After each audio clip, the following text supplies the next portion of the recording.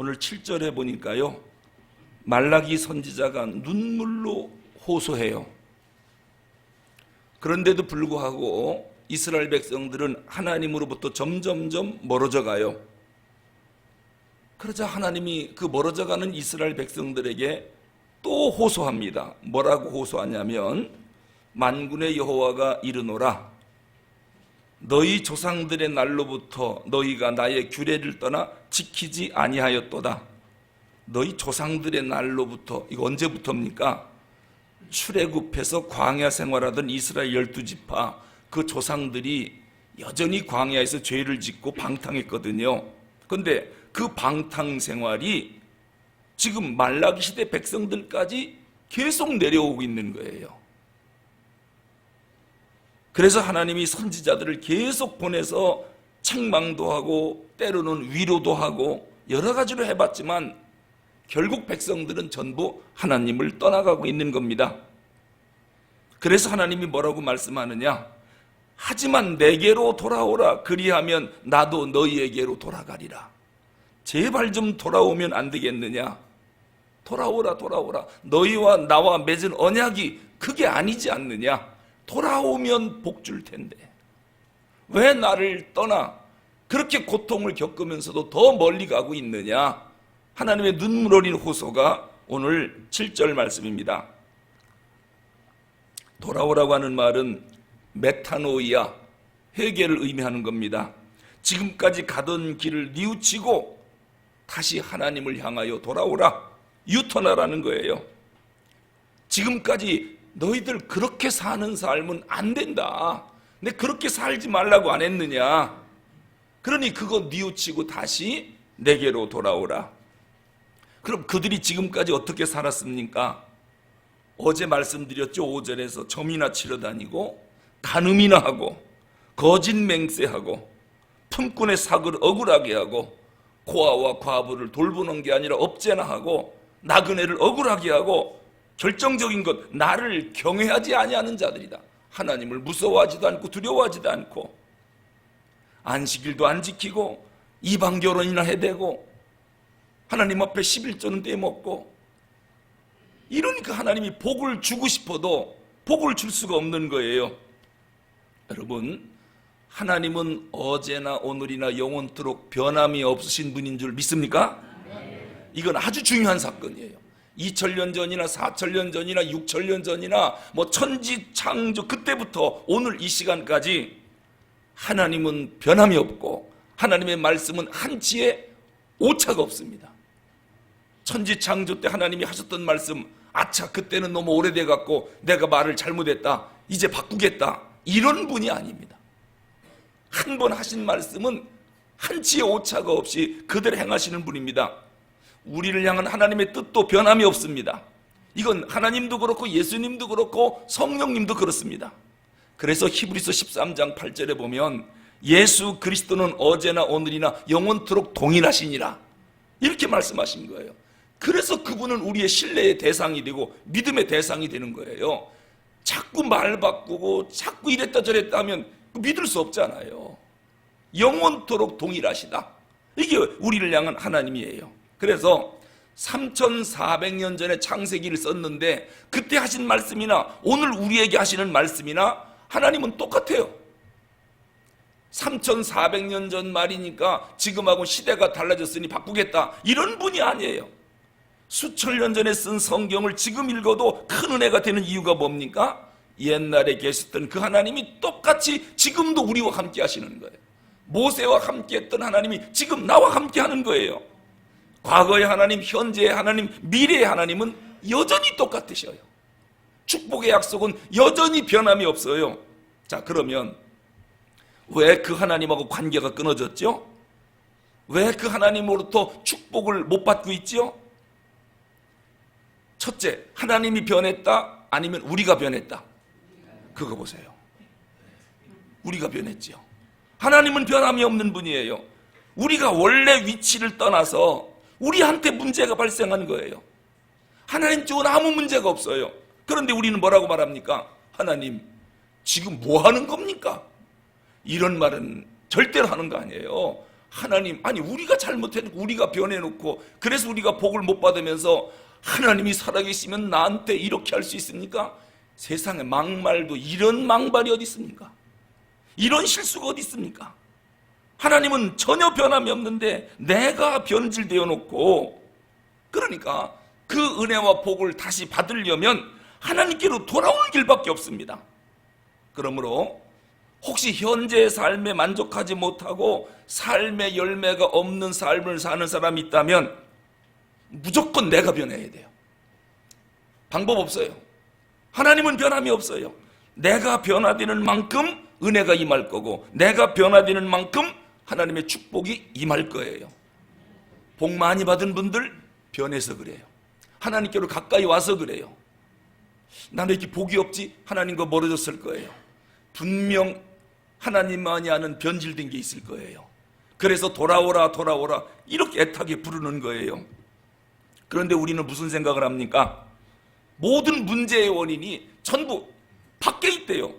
나는 옳은데 환경이 잘못됐다. 나는 문제가 없는데 하나님에게 문제가 있고, 이웃에게 문제가 있고, 정치에게 문제가 있고, 다 다른데 원인을 돌립니다. 이렇게 생각하는 사람은 죽을 때까지 변화되지 않습니다. 변화가 없으면 축복이 없습니다. 하나님은 변치 않아요. 나한테 문제가 있었어요. 내가 변화돼서 하나님께로 돌아오면 하나님은 변함이 없고 축복도 변함이 없기 때문에 그대로 우리에게 은혜가 쏟아지는 것입니다. 이게 성경적 원리예요.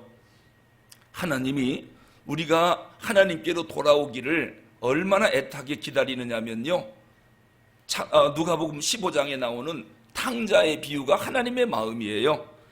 집 나간 탕자, 아버지를 버리고 자기 재산이라고 가지고 나가서 허랑방탕하게 쓰는 이 아들을 집 나갔지만 한 번도 잊어버린 적이 없어요. 이게 아버지의 마음이에요. 회개하고 돌아오기를 그토록 기다리셔요. 그럼 돌아오기만 하면 어떡한다고요? 조건 없어요. 무조건 받아줘요.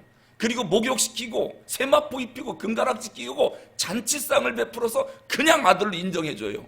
돌아오기만 하면. 이게 돌아오는 게 이 수지 맞는 겁니다. 아들의 지위와 상속권을 그대로 인정받는 거거든요.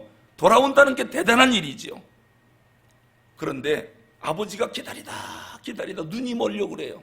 하도 기다려가지고 저 멀리서 둘째 탕자가 오는 것을 보고 아직도 거리가 먼데 아버지가 보고 측은히 여겨 달려가 목을 안고 입을 맞추니, 이것이 돌아오는 우리를 향한 하나님의 마음입니다. 그러므로 돌아오라 하면은요, 하나님 잘못했습니다 무릎 탁 꿇고 내 삶을 전체를 점검하고 혹시 교만한 거 있었는가 철저히 내려놓고 하나님의 품에 안기면 그날로부터 축복이 쏟아질 텐데, 그 조그만 거 하나 때문에 복을 못 받아요. 조그만 자존심, 조그만 교만, 뭐 크지도 않아요. 조그만 괴로움, 이런 것들 때문에 우리가 복을 못 받고 있어요. 오늘 본문 7절 하반절에 보니까 주께 돌아오기만 하면 된다, 말라기 백성들에게 하나님이 말씀하시니까 그 백성들이 또 뭐라고 질문하느냐? 하여튼 못된 것들은 질문도 잘해요. 꼬치꼬치 물어요. 그냥 그러면 그러는 줄 알지. 뭐라고 하느냐?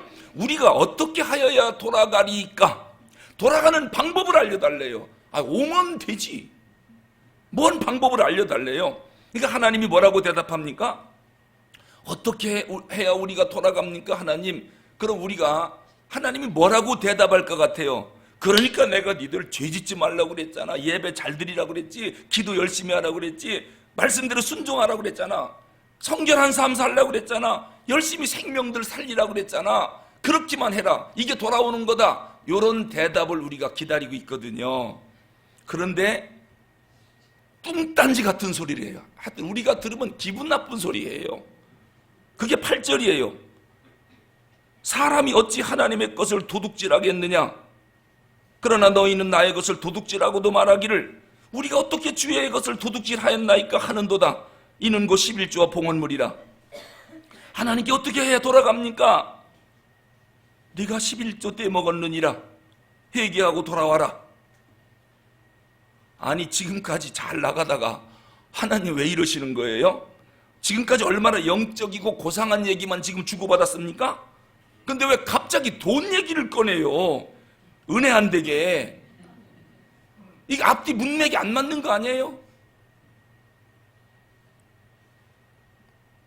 아니, 말라기서 특별 새벽기도 잘하다가 마지막 날 목사님 왜 돈 얘기를 꺼내? 참나, 은혜 안 되네. 은혜 안 되네. 그냥 이 부분 건너뛰고 그 다음 부분 하지. 왜요? 민감하거든요. 싫거든요. 은혜 안 되게 목사님. 근데 나는 내가 일부러 찾은 게 아니라 순서대로 하고 있는 거예요. 제가 일부러 찾아서 했다면 의도가 있겠지만 저는 어제부터 순서대로 하는 거니까 제 의도가 아니에요. 그 하나님이 성경을 그렇게 썼기 때문에 빼놓지 않고 하다 보니까 그렇게 된 겁니다. 오해하지 마시고, 이게 도대체가 문맥도 안 맞고 은혜도 안 되고 동문서답인 것 같아요. 그런데 꼭 기억하세요. 성경은 돈 문제가 우리 인간에게 있어서 가장 기초적인 영적인 문제라고 이야기해요. 아시겠습니까? 가장 기초적인 영적인 문제가 돈 문제라고 그래요. 여러분, 우리가 예수를 믿으면서 가장 중요한 게 구원 아닙니까? 그렇죠. 구원보다 중요한 게 어디 있어요? 그래서 성경에 보면 구원에 관한 성경 구절이 218개가 나와요. 구원에 관한 성경 구절이 그만큼 중요하다는 거예요. 근데 구원 받으려면 뭐가 있어야 돼요? 예수를 믿는 믿음이 있어야 돼요. 이 믿음이 중요한 단어거든요. 믿음이라는 단어가, 믿음에 관한 이야기가 215개 나와요. 구원은 218개가 나오고, 이만큼 반복해서 나온다는 것은 중요하다는 거거든요. 핵심이라는 거예요. 그럼 돈에 대해서는 몇 번이나 나오느냐? 2084번 나와요. 2084번이나 나와요. 자, 그러면 예수님이 이 땅에 오셔서 설교한 게 사복음서에 기록되어 있잖아요. 그럼 예수님이 이 땅에 오셔서 전부 38번 설교하셨어요. 38개 비유를 들으면서 몇 번 하셨다고요? 다 세봤으니까 안 세봐도 돼요. 38번 하셨어요. 그런데 그 설교 내용 가운데 무려 16개가 돈에 관한 설교예요. 42.1%가 돈이에요. 예수님 설교 내용이. 이처럼 돈이라고 하는 것은 우리 삶에 있어서 가장 중요해요. 신앙생활에서도 중요한 거예요. 사실 우리가 하루를 사는 거 한번 점검해 보세요. 돈 때문에 일하죠.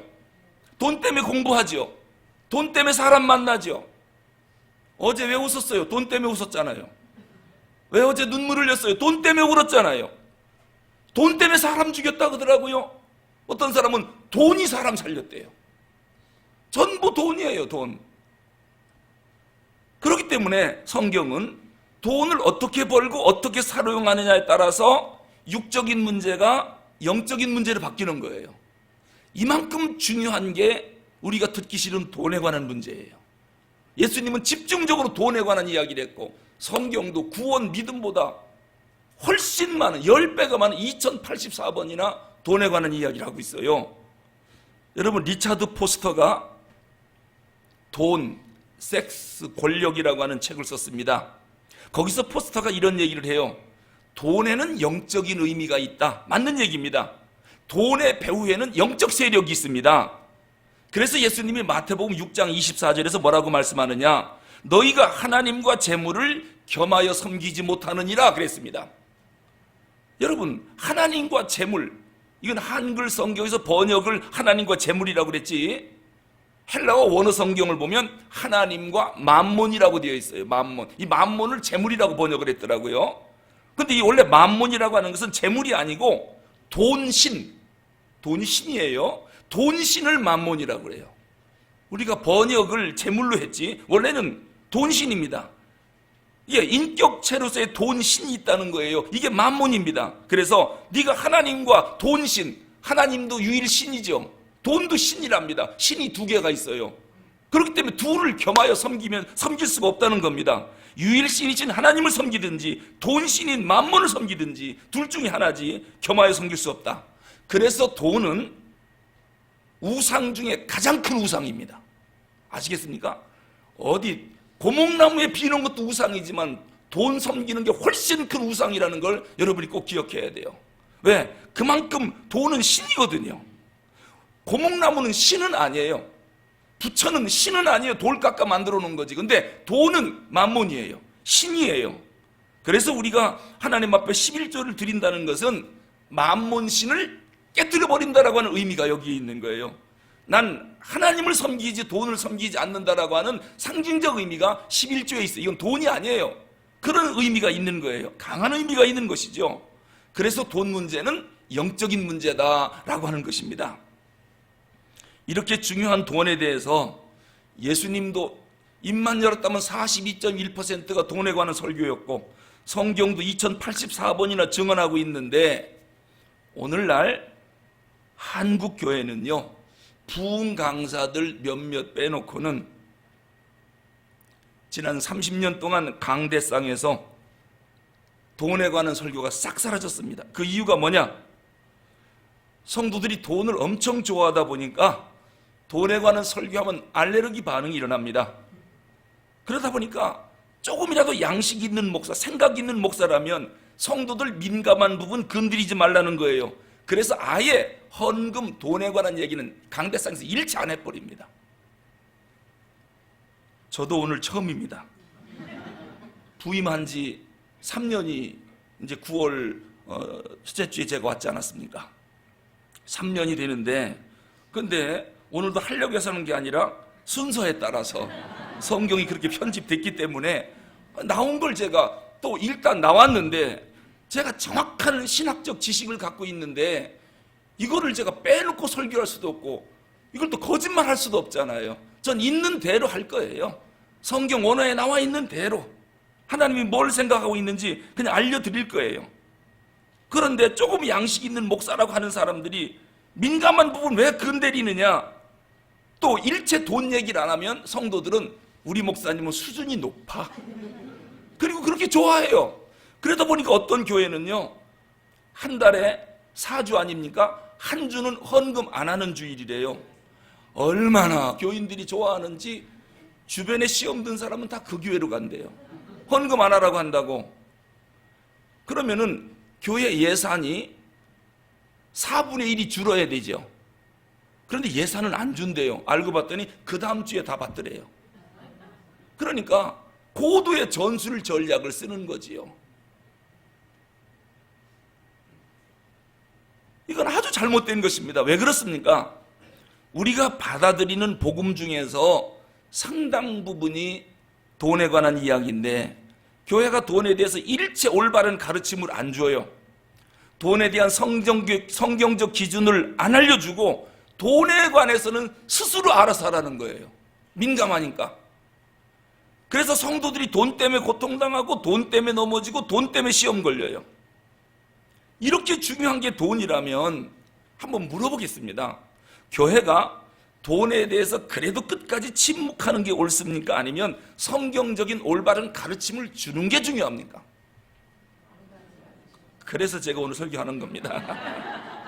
어떤 어려움과 오해가 있더라도 하나님 말씀이면 다 전해줘야 되는데 덜 중요한 것은 목이 터자라고 알려주고 진짜 중요한 돈에 대해서는 안 가르치는 것이 딱한 한국교회 현실이고, 그래서 성도들이 복을 못 받는 거예요.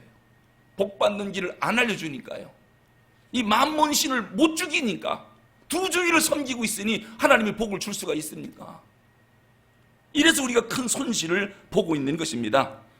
종교개혁자 마틴 루터가 뭐라고 말했느냐, 우리에게 세 가지 회심이 필요하대요. 세 가지 회심. 첫째는 가슴이 회심해야 하고, 두 번째는 정신이 회심해야 하고, 세 번째는 돈지갑이 회심해야 한다. 왜 루터가 그런 얘기를 했을까요? 이 사람이 성경을 몰라서 그랬을까요? 이건 뭘 말하느냐면은 돈지갑이 회개하지 않으면 다른 회개 갖고는 안 된다는 거예요. 기본이 안 된다는, 불가능하다는 거예요. 돈을 회개하지 않고 다른 거 회개한다. 이건 회개 자체가 시작이 안 된 거라. 왜? 돈 문제가 신앙의 가장 기본적인 영적인 문제인데 이것도 해결하지 못하면서 무슨 다른 회개가 되겠느냐, 이 얘기를 마틴 루터가 한 것입니다. 그래서 오늘 본문 7절에 이스라엘 백성들에게 내게로 돌아오라. 그러면 나도 너희에게로 돌아가리라. 어떻게 하는 게 하나님 앞에 돌아가는 겁니까? 라고 반문하자 돈 지갑부터 회개해야 된다. 너 11조 때 먹었잖아. 그게 바로 8절 말씀이에요. 그런데 궁금한 게 하나 있어요. 너희들이 하나님 것을 도둑질했다. 하나님이 그렇게 말씀하니까 백성들이 또 항변합니다. 아니, 우리가 도대체 하나님의 것을 언제 도둑질했습니까? 그러자 하나님이 알려줘요. 11조와 봉헌물을 도둑질했다. 여러분, 11조 안 내면 그냥 하나님이 너 11조 안 냈잖아. 이렇게 말하지. 너 도둑질했잖아. 왜 도둑질이라고 말을 합니까? 기분 나쁘게? 그냥 11조 안 냈으면 너 안 냈잖아. 이렇게 말하면 좀 부드럽잖아요. 근데 너 도둑질했잖아. 이 말은 뭡니까? 너 도둑놈이야. 영 마음이 안 좋아요. 하나님이 이렇게 말하니까. 여러분, 왜 하나님의 것을 도둑질했다고 하나님이 말씀하셨을까? 중요한 신학적 의미가 있어요. 여러분, 온 우주 만물이 누구 겁니까? 여기에는 이의 없죠? 모두 하나님 거예요. 내 눈에 보이는 천지 만물 모두가 누구 거라고요? 하나님 거예요. 그럼 내 몸 누구 거예요? 하나님. 내게 있는 모든 거 누구 거예요? 하나님 거예요. 이유 없죠? 하나님 거예요. 그런데 하나님이 당신의 것을 가지고 종들에게, 우리 모두에게 각자의 은사에 따라서, 필요에 따라서, 능력에 따라서 조금씩 하나님 것을 다 나눠주었어요. 그래서 우리가 지금 그거 받은 거 갖고 지금 먹고 살고 있는 거예요. 그러니까 우리가 갖고 있는 것, 비록 내 손에 갖고 있지만 사실은 내 것이 아니라 누구 거라고요? 하나님 것을 잠깐 맡았을 뿐이에요. 그래서 우리를 보고 청직이라고 말하는 거예요. 뭐라고요? 청직이라고 말하는 거예요. 그렇죠? 내가 갖고 있다고 내 것이라고 신앙 있는 사람 절대로 말 안 해요. 모두가 하나님 거라고 다 인정을 해요. 단지 내가 지금 임시로 맡아서 갖고 있을 뿐이다. 이게 청직이에요. 그런데 하나님께서 모두에게 똑같이 재능과 능력에 따라서 시간도 맡기고 물질도 맡기고 어떤 기관도 맡기고 어떤 단체도 맡겼어요. 근데 문제가 뭐냐? 우리가 맡아갖고 오래 있다 보니까, 여러분, 이웃집에서 홈이 빌려다가 오래 쓰면은 누구 거 같아요? 돌려달라고 하면 뺏기는 거 같고 섭섭해요. 너무 오래 쓰지 말고 빌리면 빨리 갖다 줘야 돼요. 쓰다 보면 자기 거라고 우긴다니까요. 그러니까 하나님이 우리에게 오랫동안 맡기다 보니까 내 건데 등기부등본을 봐, 내 거지. 통장 이름 봐, 누구 이름으로 돼 있나, 내 거잖아. 전부 자기 거라고 우기기 시작했어요. 그러니까 하나님이 뭐라 그래요? 내가 능력과 지혜와 건강과 모든 걸 다 주어서, 그리고 물질 얻을 능력도 주고, 그래서 오늘 다 이렇게 만들어서 보관을 너한테 시켰는데 그게 네 거라고? 네 거라고? 자꾸 자기 거라고 착각을 하니까 하나님이 아니야, 하나님 거야, 하나님 거야, 하나님 거로 인정해달라. 그러면서 하나님 뭐라고 하냐면 표징을 하나 찍어놓게 돼요. 표징을. 그게 뭐냐면은, 그래, 10개가 있는데 열의 9은 네가 자유롭게 먹고 사는데 써라. 그러나 열의 하나는 손대지 마. 그러면 열의 열을 전부 하나님 거로 인정하는 거로 내가 여겨주마. 하나님이 우리에게 그렇게 말씀하셨어요. 그러니까 우리는 열의 하나, 열의 열이 다 하나님 거지요. 그런데 하나님이 열의 하나만 손대지 말고 열의 9은 네가 의를 위해서, 하나님의 영광을 위해서 사용을 해. 그러나 꼭 기억해라. 열의 하나를 드릴 때 열의 열이 모두 하나님 거라고 하는 것, 그리고 그날 열의 9을 받는다라고 하는 것을 잊지 말고 기억하라. 이게 11조 개념이에요. 이게 대표성의 원리라고 그러거든요. 예수님이 십자가에 죽으심으로 모두가 다 살았죠. 이게 대표성의 원리예요. 또 우리가 열의 하나를 바침으로 열의 열을 다 바치는 의미, 하나님을 하나님으로 인정하고 하나님 최고, 하나님 으뜸 사상으로 11조에 그 속에 다 들어있는 것입니다. 하나님을 최고로 여긴다, 하나님이 주인이다라고 하는 인정, 이것이 열의 하나 속에 포함되어 있는 거예요. 여러분, 그런데 우리는 하나님이 나의 주인임을 부정하고 10개를 전부 내 거라고 우기고 안 주는 거예요. 이걸 보고 성경은 악한 청지기래요. 악한 청지기래요. 여러분, 우리가 악한 청지기가 되면 안 되잖아요. 특히 11조는 창세기 3장에 나오는 에덴 동산의 선악과의 의미가 있어요. 왜냐하면 보세요. 하나님이 에덴 동산에 수많은 생명나무를 가득 심어놨어요. 그리고 아담과 하와에게 마음껏 따먹어라. 하나님 거지만 너희들 먹으라고 다 준다는 거예요. 그럼 따먹으면서 무슨 생각해요? 요거 내 나무인데 그러면 안 되지요. 하나님 거잖아요. 내가 지금 누리고 있는 거잖아요, 복을. 근데 자꾸 따먹다 보니까 자기 나무로 착각하는 거예요. 그러니까 하나님이 뭐라 그래요? 동산 중앙에 있는 나무는 선악을 알게 하는 나무, 선악과예요. 요거는 따먹지 마라. 하나님이 뭐가 아쉬워서 그거 하나 그냥 다 따먹으라고 하지, 다 주고 요거는 손대지 말래요. 이게 바로 뭐냐면은 이 모든 게 하나님 거라고 하는 것을 인정하라는 거예요. 요거 손만 안 대면 하나님 거로 인정하는 거로 내가 여겨주겠대요. 그냥 인간으로서는 복 받은 거지요.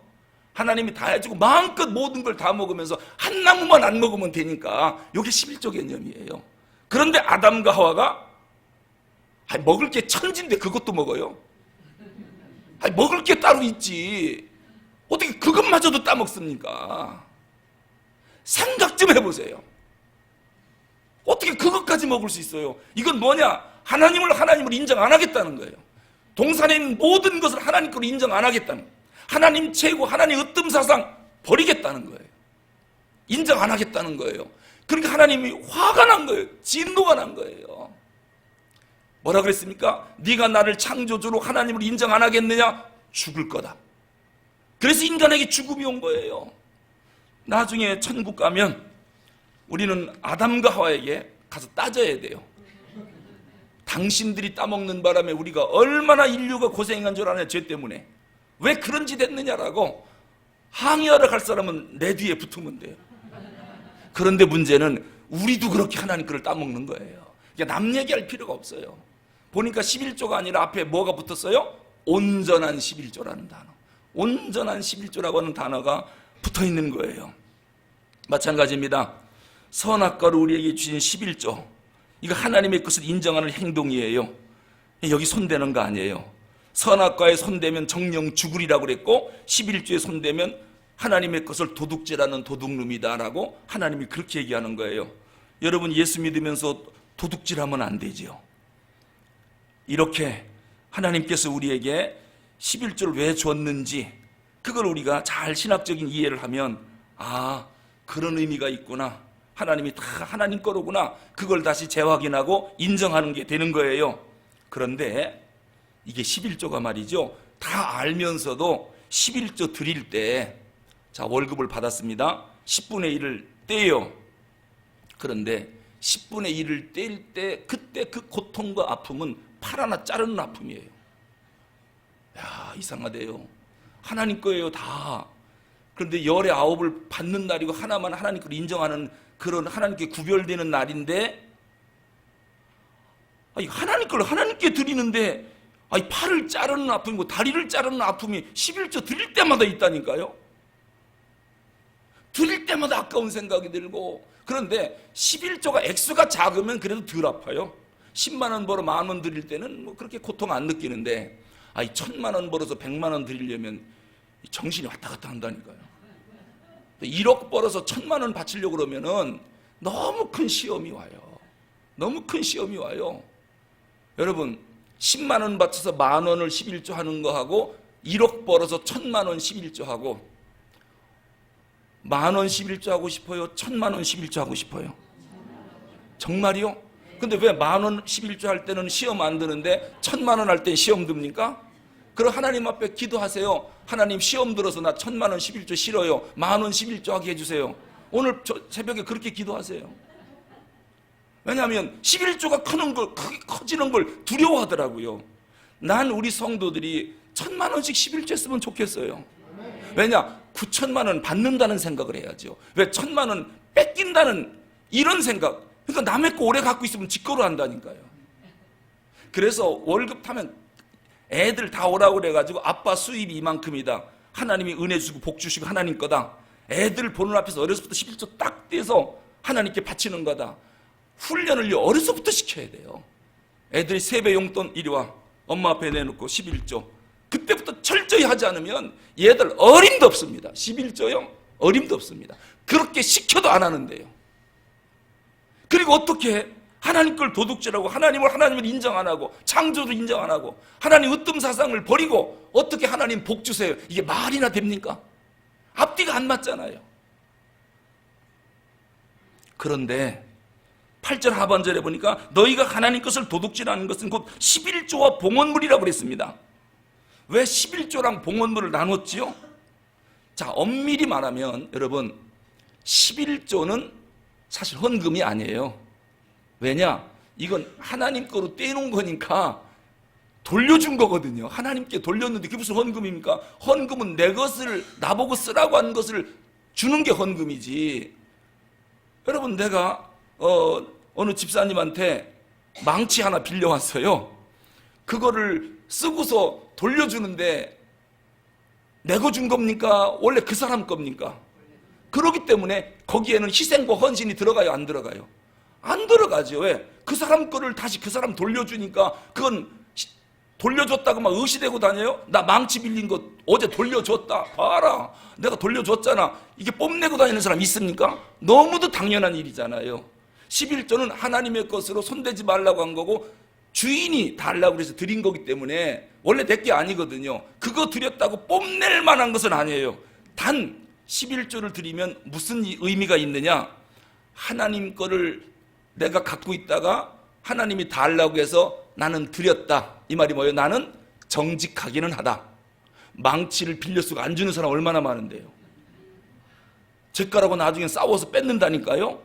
그런데 아니야, 난 그래도 망치는 저 사람 거기 때문에 갖다 주었어. 그러니까 나는 거짓말은 안 해. 나는 정직한 사람이야. 그래서 하나님이 볼 때 11조 하는 사람은 정직하구나.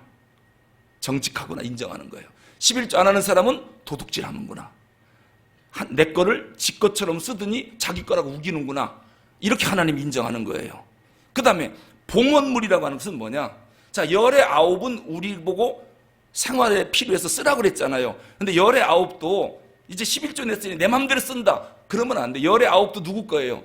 하나님 거예요. 그러나 우리의 삶에 필요하기 때문에 그냥 너희들이 합리적으로 효과적으로 은혜롭게 쓰라는 거거든요. 그렇기 때문에 이 열의 아홉을 쓸 때 하나님 은혜가 너무도 감사하니까 지나가는 불쌍한 사람을 그냥 두고 볼 수가 없어서 그 사람한테 굳이 하는 거예요.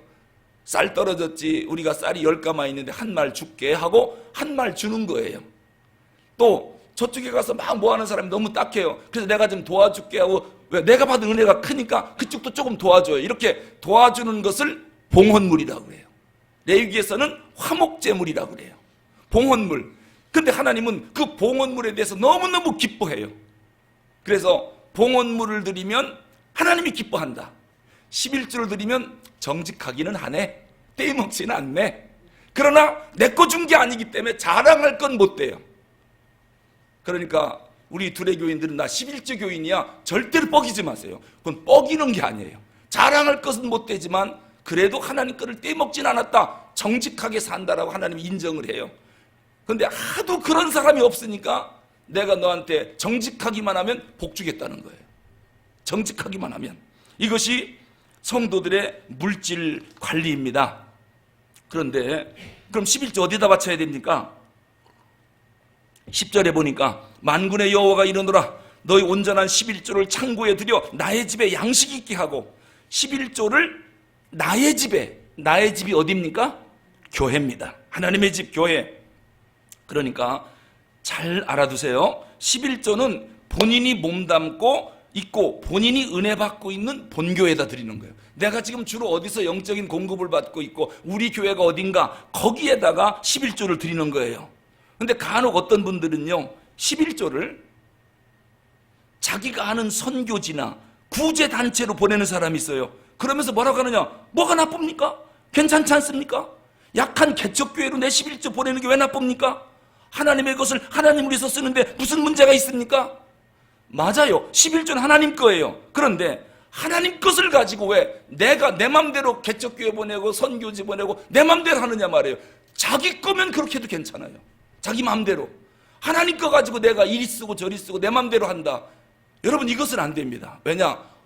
11조와 헌금을 사용할 수 있는 것은 교회고요. 교회 당회의 결정에 의해서 집행하도록 돼 있어요. 그렇기 때문에 당회는 헌금 11조를 받아서 정확하게 목적에 맞도록 잘 관리해야 돼요. 그래서 무슨 행사가 끝나고 나면 당회는 책임지고 감사해야 돼요. 왜냐? 교회 헌금 가지고 장난치는 사람들이 있어요. 짜장면 사 먹고 막. 물론 먹을 땐 먹어야 되지만은 막 여기저기 자기 멋대로 막 쓰고 말이죠. 헌금은 이렇게 쓰면 안 되거든요. 그래서 모든 지출에는 할 수 있는 한 영수증을 붙이라는 거거든요. 왜? 그게 나를 지키는 거거든요. 나를 지키는 거거든요.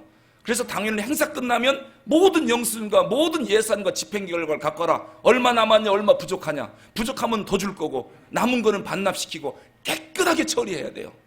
그리고 당회의 결의 없이는 누구도 돈을 함부로 쓰면 안 돼요. 저는 지금까지 33년 목회하면서 당회 결의하지 않은 돈을 내 마음대로 쓴 적이 없어요.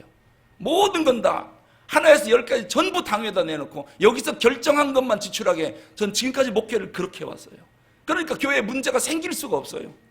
왜? 당회는 그만큼 책임적으로 하나님이 주신 헌금을 목적에 맞도록 잘 써야 되거든요. 여러분, 우리가 국가에 세금을 바칠 때 세금은 국가에 내는 국가 거거든요. 국민이라면 의무예요. 그거는 세금 가지고 내 거라고 말하면 안 돼요. 아무리 내가 땀 흘려 돈 벌었지만 세금은 국가 거. 그래서 국세청에서 세금을 내잖아요. 그런데 여러분이 세금을 내면서 국세청 직원한테 이거 내가 세금 내는데 미얀마 우물파기로 보내줄 거예요. 그런 줄 아시고 낸 줄 아세요? 그리고 내가 내 세금을 갖고 미얀마 우물파기에 보내주는 사람 있어요, 없어요? 안 됩니다. 세금은 국가 거예요. 그 세금을 갖다가 어떻게 쓰느냐는 행정부, 정부에서 알아서 할 일이에요. 그러니까 대통령이 정치를 잘하면 국민이 발전할 거고, 대통령이 그걸 가지고 못된 짓 하고 그냥 정치 작업으로만 쓰고 딴짓 하면은 백성들이 어려워지는 겁니다. 국가 세금을 갖고 누가 나 세금 안 내고 요거 내가 아는 선교지 보내줄래요? 우리 동네에 불쌍한 사람이 있어서 내 세금은 거기 줄 테니까, 이번 자동차세는 내가 우리 동네 가난한 애가 있어서 걔 줄 테니까, 그런 줄 아세요? 내 마음대로 하는 사람이 어디 있습니까? 그건 안 될 일입니다.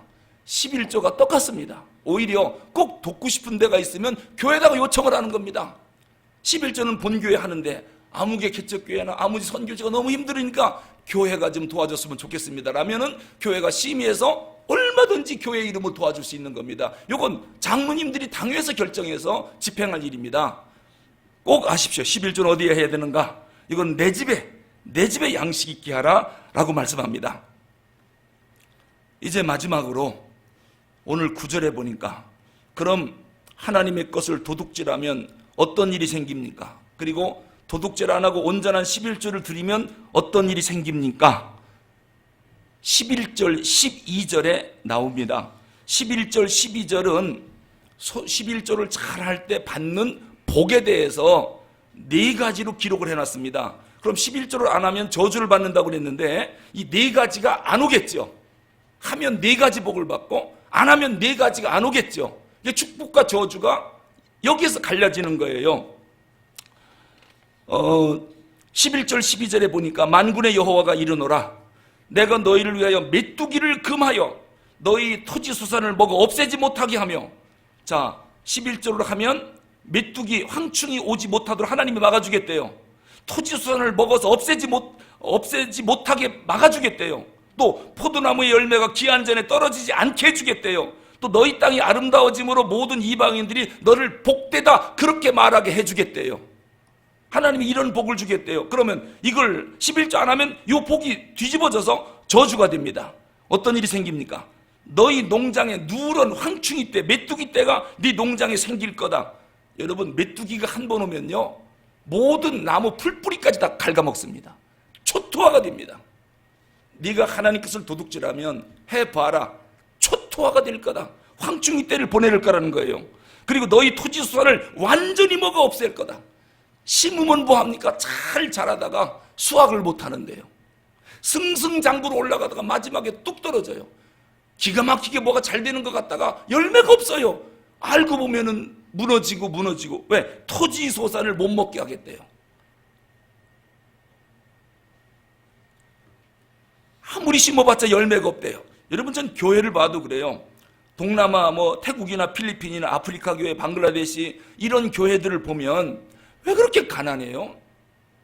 교인은 많은데 항상 한국 교회다 손만 벌려요. 그 원인이 뭘까요? 하나님이 복 준다고 그랬는데. 나는 선교사들에게 만나면 꼭 그걸 가르쳐요. 맨날 얻어먹고 거지처럼만 살게 만들 거냐 교인들을? 성경 봐라. 교인들에게 아무리 힘들고 가난해도 11조 훈련시켜라. 맨날 얻어다 먹이고 입힐 생각만 하지 말고 조금이라도 뭐가 생기면은 액수가 중요한 게 아니라 중심이 중요하니까 믿음이 중요하잖아요. 그래야 복 받잖아요. 11조 훈련을 시켰더니 11조 훈련은 상상도 못한대요. 상상도 못했대요. 그러니까 항상 가난한 거야, 너희 선교지가. 11조 훈련을 시켜. 하나님 앞에 하나님을 인정해야 될 거 아니야. 하나님 최고, 하나님 으뜸 사상을 가르쳐야 될 거 아니야. 맨날 거지근성으로 손만 벌리게 시키지 마라. 그래야 이 꼴에서 벗어날 수가 있다. 열매 없는 삶을 살게 만들지 말라는 거예요. 얻어다가 막 거두어다가 먹이는 게 선교가 아니에요. 스스로 복받게 만드는 게 선교 아니겠습니까? 이게 말라기 선지자의 간절한 외침입니다. 그러니까 하나님께서 우리가 온전한 11조를 드리면 10절에 보니까 보세요. 내가 문을 열고 너에게 복을 쌓을 곳이 없도록 붙지 아니하나 봐라. 이거 어떻게 해석해야 됩니까? 여기서 복이 뭐냐면 베라카라고 하는 단어인데요. 오직 주권자이신 하나님만이 줄 수 있는 천상에서 내리는 복을 베라카라고 그래요. 이 땅에 우리가 살 때 꼭 필요한 것들, 이게 하늘에서 오는데 이 복을 베라카라고 그래요. 이 복을 쌓을 곳이 없도록 붙지 않나 보라는 거예요. 하나님을 인정하고 하나님을 창조주를 인정하고 하나님 최고로 하나님 으뜸 사상 갖고 있으면 내가 너희에게 필요한 천상의 복을 안 주는가 보라는 거예요. 풍요하지 않게 만들 삶의 모든 영역에서 풍요하게 만들어 주겠다. 이건 하나님의 약속이에요. 약속. 제가 만들어서 하는 말이 아니라 하나님의 약속이에요. 이 약속 붙잡아야 됩니다. 두 번째 11절에 보니까요, 만군의 여호와가 이른다. 내가 너희를 위하여 메뚜기를 금하여 토지수산 먹어 없애지 못하게 하고 너희 밭에 포도 열매가 기한 전에 떨어지지 않게 하리니 보호해 주겠답니다. 토지소산, 농작물, 우리 삶의 모든 부분을 하나님이 보호해서 지켜주겠대요. 우리 자녀들이 잘 올라가다가 뚝뚝 떨어지는 이런 일이 없게 해주겠대요. 기한 전에 열매 안 떨어지게 해주겠다. 어떤 재해가 와도 너희 포도나무에, 너희 농장에 열매 안 떨어지게 해줄게. 하나님이 보살피면 감히 누가 대들겠습니까? 이 변함없는 하나님이 그렇게 하겠답니다. 그 다음에 12절에 보니까 셋째, 너희 땅이 아름다워짐으로 모든 이방인들이 너희를 복되다 하리라. 만군의 여호와의 말이니라. 칭찬의 복을 받겠대요.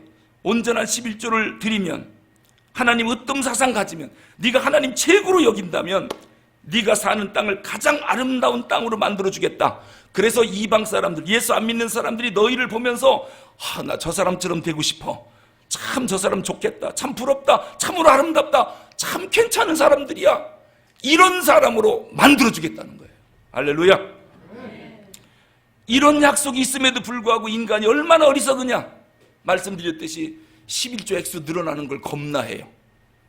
그래서 하나님, 나 10,000원만 11조 하면 안 될까요? 알아서 하세요. 1,000,000원 11조 하게 해주세요. 이런 사람이 있는가 하면 1,000,000원 너무 커요. 아까워요. 10,000원만 하게 해주세요. 이런 어리석은 사람이 세상에 어디 있습니까? 우리가 지금 이런 어리석은 짓을 범하고 있어요. 마지막 10절에 보니까 만군의 여호와가 이르노라. 너희의 온전한 11조를 창고해드려 나의 집에 양식 있게 하고 그것으로 나를 시험하여 내가 하늘 문을 열고 복을 쌓을 것 없이 붙지 아니하나 보라. 하나님을 시험하래요. 이건 성경 사상과 안 맞아요. 보세요. 주 너희 하나님을 시험하지 말라. 보지 않고 믿는 게 더 큰 믿음이다. 하나님을 절대로 시험하지 말라고 그랬지. 그냥 믿으라고 그랬지. 하나님은 믿음의 대상이지 시험의 대상이 아닌데 오늘은 왜 시험하라고 그랬을까요? 이거는 하나님이 지금 화가 났다는 얘기예요. 너희들이 나를 믿고 순종하면 복을 줄 텐데 언제 안 준 적 있냐? 그런데도 이 부분에서 너희들이 안 지키니 내가 그렇게 나를 못 믿겠느냐? 시험해봐! 이런 얘기예요. 시험이라도 해봐. 1년 못하면 3개월이라도 해봐. 4개월이라도 해봐. 복 주나 안 주나. 시험이라도 해보란 말이야. 이게 시험하라는 얘기예요? 믿으라는 얘기예요? 지금 하나님 화가 난 거예요. 지금 하나님은 시험하는 분이 아니거든요. 내가 복 주나 안 주나 시험이라도 해봐라. 하나님 화났어요. 내 이 성경을 읽으면서 하나님 지금 이스라엘 말라기 백성들에게 화가 나셨구나. 하도 하나님을 으뜸으로 여기지 않고 하나님 것을 제 거라고 그걸 갖고 방탕하고 타락하니까 하나님이 지금 책망하는 겁니다. 하나님의 애타는 심정, 복 주고 싶어하는 애타는 심정을 전 오늘 본문에서 발견한 것입니다. 하나님, 나에게 은혜를 주시고 복을 주십시오. 내 기도 좀 들어주십시오. 내 소원 이겁니다. 좀 들어주십시오. 하나님 말씀합니다. 정말 복 받고 싶지, 나도 복을 주고 싶다. 그럼 나를 먼저 인정해 줄래? 내가 복의 근원인 걸 인정해 줄래? 내가 창조주고 내 인생의 으뜸으로 나를 좀 인정해 달라. 그러면 내가 한없이 복 줄게. 그게 뭔데요? 11조와 봉헌물이다. 기도하겠습니다.